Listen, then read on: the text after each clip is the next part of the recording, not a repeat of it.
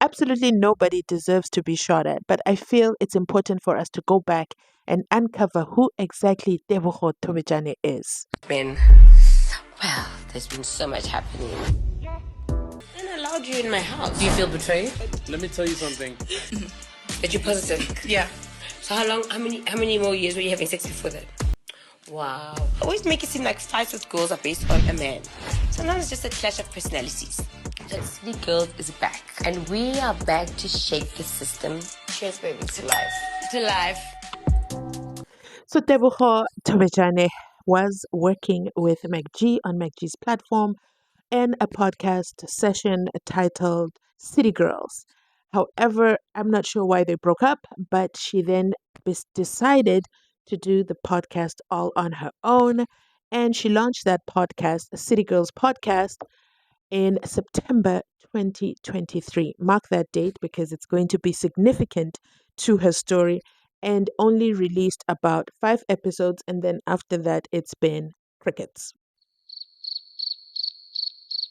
Now fast forward to present day, where the Sunday World has got a hold of her affidavit, yes, the one that she signs out under oath, where she implicates Vusi, Cat Matlala, and his wife for attempting to pew-pew her. But then there's also some baby daddy stories, there's some business partner stories, there is the love triangle between Cat, his current wife, and TEBOGO THOBEJANE, Guningi. Okay, so make sure you stay till the end. I'm going to break it all down to you so that by the time this comes to court, you are on the same page with the prosecution with regards to her affidavit, because let me tell you something, it is highly confusing. Yes. So another thing you need to know about TEBOGO THOBEJANE is she also acted in Umuvango. To stay or live. And I chose to live. Yeah, but this is okay. And for some strange reason, she has taken to Instagram and cleaned up her Instagram profile and now is being introduced, I guess, to the world.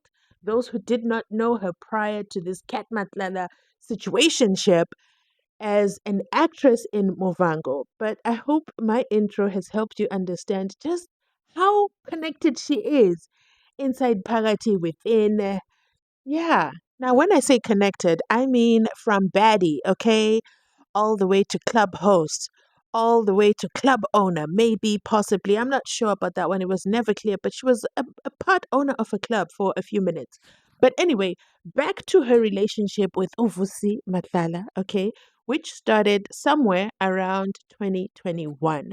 Guess what? She decided, she did the unthinkable. Well, technically, there shouldn't be anything wrong, but in some circles, some of those things you just simply don't do. She introduced her business partner. Yes, ladies and gentlemen, TSAKANI and TEBOGO were not friends as it has been previously reported. They were actually business associates, and from the very first day, who was TSAKANI? No, who was TSAKANI Fernandez at the time? Don't ask me how she's a Fernandez. I don't know, okay? But guess what? At that time, she also had a baby daddy, and the baby daddy's name is KABELO. And KABELO might have been the jealous kind of baby daddy, but I know I've introduced too many characters at the same time. I promise you, stick with me. You'll be able to you'll be able to distinguish between each and every one of them and the significant role they played to the pew-pewing of TEBOGO THOBEJANE on that fateful night on the 17th of October 2023. So let's get into it. Sometime in 2021, TEBOGO and Kat are already in a relationship, okay? I don't know what kind of relationship we'll call it, because Kat was married. And who was he married to, ladies and gentlemen? I'm assuming to Mama Cat. Mama Cat is Cordelia. Cordelia is the lady who decided to use Instagram to show off that she's taking her kids to school and the blue lights are on. And then, as Instagram would have it, and Instagram investigators, FBI agents, and the Twitter people, they ended up figuring it out that nah. You shouldn't be in there should be no blue light situation around you. Kat owns a security company, Why are you being escorted to drop your kids off at school? Long story short, that Instagram account has been deleted. It's gone because clearly, in my assumption, somebody held it to her head and said, you better get rid of it because you sold us out. You sold us out to the country, and now the blue light situationship has had to be uncovered. Basically, in a nutshell, Kat Matlala was already married at the time that he met TEBOGO THOBEJANE, but he told her, I'm going through a divorce. Classic statement, we've heard it many times. Why do men like to say they're going through a divorce when they meet somebody new? Anyway, we are not there. He is in this somewhat of a relationship with TEBOGO THOBEJANE, and then TEBOGO THOBEJANE decides, I want to bring my business associate, TSAKANI Fernandez, into the picture, and she introduces him to Kat as a funder, a possible funder. I'm not sure what kind of funding she was going to be funding, but let me just say they took the funding to the sheets, yes, in between the sheets, that very same night. The night that TEBOGO introduced the two is the night that Kat and TSAKANI started their relationship. As you know, in present day, they are married and obviously are they accused inside Parati, the Alexandra Magistrate Court. Whew! Let's take a breather. So I've carried you through the love triangle, the situationship, okay? Now, it is unclear how long Kat was in a relationship with both women. But from now on, the affidavit speaks of TEBOGO's relationship with Kat. So once upon a time, Kat came home. He was pacing up and down. He was upset. He said he was stressed. And then he said, Jiggy, Jiggy, the hitman missed. There was a hit that was supposed to happen and it was for a woman. Okay, she didn't say anything because when you are in a relationship with the whole MGULUKUDU, this is not surprising or shocking information. Possibly you just play normal. You play normal because guess what the MGULUKUDU is doing for you is providing you a lifestyle, providing you access, providing you funding. So when MGULUKUDU comes home and says, you know what? I sent a hitman and they missed and the person was a woman. But Deborah then says she made the connection later on, all by herself, that the person he was referring to was the unaliving of DEOKARAN. That is BABITA DEOKARAN. Who is a BABITA? Let me go ahead and I've never spoken of her on this channel, so I want to go ahead and officially introduce her, okay, as a character in this MGULUKUDU-ness, okay? BABITA DEOKARAN was a South African whistleblower who worked at the Department of Health and was unalived in 2021 after exposing corruption within the department. Remember, Kat, TEBOGO, and TSAKANI all met in 2021, and unfortunately, at the same time, this is when BABITA was also unalived.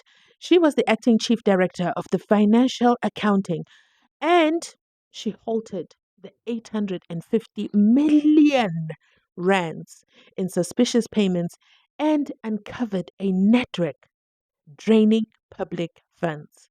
This discovery unfortunately led to her assassination. May her soul rest in peace. And now, finally, as 2025 would have it, there might finally be justice for her as her unalivers have been found and linked to a firearm. But we'll talk about that in a separate video.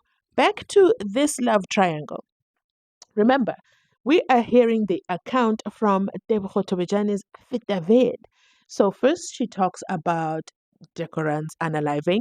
Then she also mentions a random lawyer friend, okay? She says Vusi also had a lawyer friend who reported him to SARS. This lawyer friend, unfortunately, after TEBOGO was informed by Vusi that he has reported me to SARS, Jiggy Jiggy, a few days later, where is Mr. Lawyer Friend? Yes, 6 feet under. May his soul rest in peace. We do not know what his name is because, for some strange reason, TEBOGO THOBEJANE leaves his name out of the affidavit. I am not sure why the investigating officer or whoever was taking the affidavit down did not ask what is the friend's name. But anyway, we are not there. This alleged lawyer friend has been unalived, and that was in 2020. So if that was in 2020, but TEBOGO says they met in 2021, do you see where the affidavit is not making sense? I'll point out some more parts for me which stood out as not aligning. There was no will alignment in her affidavit, but you know what? I'm not the investigating officer, but we're going to break it down. So, at this point, I hope you've gone ahead and hit the like button because, listen, this is a long article and I'm doing my level best to break it down to you character by character. Remember that TSAKANI, Fernandez, has a baby daddy, a certain character called KABELO. Now, I don't know if TSAKANI was double dipping with her baby daddy. I don't know if she was still visiting her baby daddy in between the sheets. But at some point, she tells baby daddy that me and Kat are in an entanglement. We play inside the sheets. And then baby daddy, who is close to TEBOGO, decides to tell TEBOGO what is happening between her business associate and her alleged boyfriend MGULUKUDU. That he's being MGULUKUDU completely with you, and he is also seeing your business associate. So we assume that the relationship ended then. But according to Kat last week, Kat in his document said, I don't know why this woman is saying that I tried to unalive her. That makes absolute no sense because she's been calling me since October 2023 all the way up to June 2024. Now keep that at the back of your heads. We'll come back to touch on it. Let's continue down this long list of characters, okay? So now we know about Vusi's lawyer friend who's been unalived. We know about BABITA DEOKARAN who's been unalived. We know about TEBOGO who's kind of like assumes she's the girlfriend. So she at some point she's in the car with her boyfriend Kat. They drive down the road conveniently. They are driving on the road along, or should I say, towards the TEMBISA hospital. And then they stop. And then Kat gets out of the car and he gets into the car of his business partner, Morgan MAUMELA. Who is Morgan MAUMELA, you ask? It's Kat's business partner, okay? He fits into the story. Stay tuned. I'll make the connection for you. So then Kat and Morgan are in the car. They're chit-chatting, jibber-jabbing. Somehow they continue the drive together and then they wind up in a tavern. Now, at this tavern, I have to tell you where the tavern is, guys. I don't remember where the tavern is. So they end up at a tavern. When they arrive at the tavern, TEBOGO says, no, this is definitely not the kind of place I want to be around. I'm going to stay in the car. So she stays in the car. Morgan and Kat, they go in. But first, before they go in, they meet 3 African males. 3 African males, you wonder? Wait, we are not there. Who are these 3 African males? According to TEBOGO THOBEJANE, she meets the 3 African males. So at some point, she's called into the tavern. She goes into the tavern and then is formally introduced to the 3 African males. Pays no attention to them. She takes in the introduction. I'm not sure what they introduced them to her as. Anyway, she remembers that moment because she will later on connect that one of the MGULUKUDUs that was introduced to her, one of the 3 African males that were introduced to her at the tavern in TEMBISA, will later on be accused number 1 in her unaliving case, the one currently in court right now. So how does she find that out? How does she make that connection?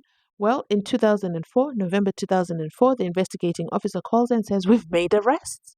We have made arrests. And then she sees a photo, and that is how she then knows accused number 1 by his name, Umusa Kekana. Drop a 1 in the comment section if you're still with me in this GNU's lifestyle. But there's one more thing I left out. Remember I told you about the time Kat came home and he was so stressed, he was pacing up and down, he just wasn't happy. Well, he told TEBOGO THOBEJANE, I'm switching off my phone. Does that sound familiar? It seems to be a habit or a pattern in his life where he switches off his phone, and he says that the reason for switching off his phone is because he didn't want to be traced. Now bring it to present day where we've discovered a couple of things around Kat and his phone. He had 18 missed calls from BHEKI, aka BHEKI called him for almost 24 hours and he never answered a single phone, We now know he has a pattern of putting his phone on airplane mode, aka nobody can find me, aka no towers can connect to my phone because it's in airplane mode. So he's moving from point A to point B without being detected by cell phone towers. Okay? Who else do we have on record for calling him? 10 times this time. It's Mr. Brown Mogotsi who called him literally inside Pagati, the prison, when there was the combat press briefing by Nhlanhla Mkhwanazi. Brown Mogotsi was desperately trying to get a hold of an inmate on his cell phone, and he called him 10 times. Again, in true cat style, he didn't answer the phone because his phone was in airplane mode. And then, of course, prison correctional services, they found the phone. He was trying to throw it in the toilet and flush it down, but too late. Okay, they've got the section 204, and that's how they found Mr. Brown Mogotsi yet again. Who is Brown Mogotsi? Come on now, you've got to know him. He's the guy who doesn't want to reveal unless he's in the right platform who he is. He's the guy who sent General Nhlanhla Mkhwanazi a WhatsApp message talking about Senzo Mchunu and the other Ntontonis, but I'm not going to get into that in this video. Now, I think this video is getting too long, but I think I have painted the picture for you. There's one more character I haven't spoke about. So, in conclusion, we're finally getting to the conclusion. The night that TEBOGO THOBEJANE was pew-pewed, okay? She's in the car. She is on the left-hand side, and I'm assuming her friend named Japan is the driver. They are driving, they are at the robot, and then she hears pew, pew, pew 3 times.